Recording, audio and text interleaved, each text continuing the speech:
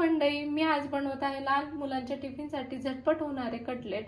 त्यासाठी मी साहित्य घेतलेले आहे 2 वाटी पोहे, ते छान वॉश करून घेतलेले आहे। 1 वाटी मटार, इथे 4 टेबलस्पून बेसन पीठ, अद्रक लसूणची पेस्ट, कोथिंबीर, मिरची अशी बारीक कट करून घेतली आहे, लाल तिखट, धने पावडर, हळद आणि जिरे पावडर।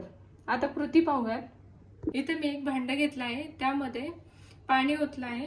आता हे जे मटार आहेत आपल्याला बॉईल करून घ्यायचे आहे।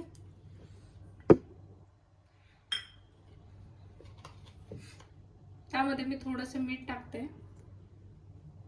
आणि छान आपण 2-4 मिनिटं बॉईल होऊन देऊ।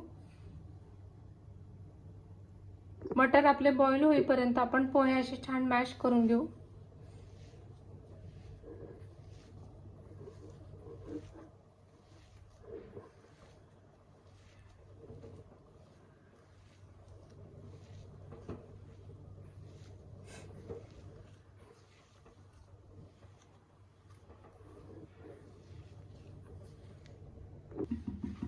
पोहे असं मी डो होईपर्यंत चांगले हाताने चुरून घेतलेले आहेत।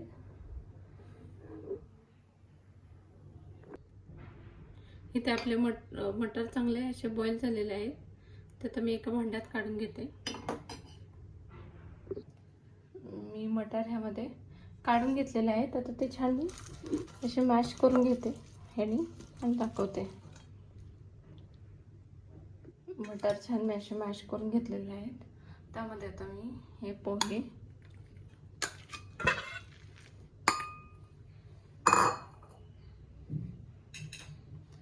हे बेसन पीठ आपल्याला छान बाइंडिंग येण्यासाठी त्यामध्ये टाकायचं आहे।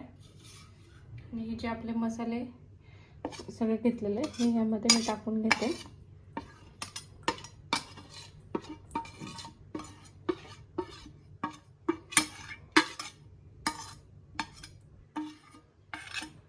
हे छान आता मिक्स करून घ्यायचं।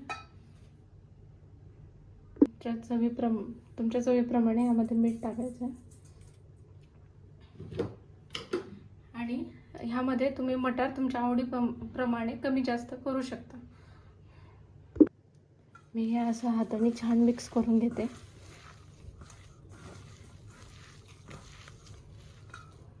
हे सगळं हे असं छान मिक्स करून एक डो तयार केलेला आहे।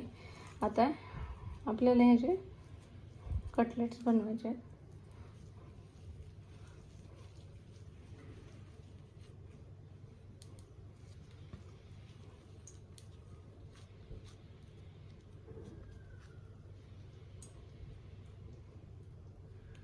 ह्या आकारामध्ये छान कटलेट्स बनवून घ्यायचे आहेत।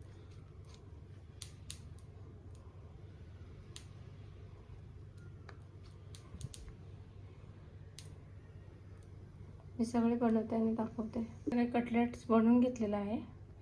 आता आपल्याला ह्याला शॅलो फ्राय करायचं आहे। शॅलो फ्राय करण्यासाठी मी इथं पॅन घेतलेला आहे, त्यावर तेल ग्रीस करून घेतलेलं आहे। आता हे जे आपण कटलेट बनवले होते ते आपण ह्याच्यावर ठेवूया।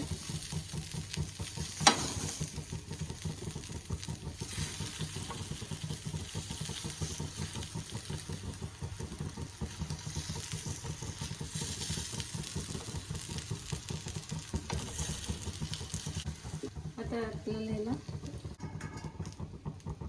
छान असं हे पलटून घेऊयात। आता एका साईडने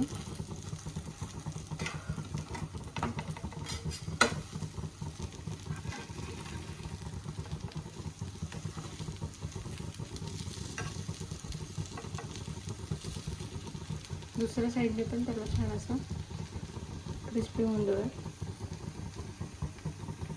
असे मी दोन्ही साईडने खरपूस असे भाजून घेतलेले आहेत।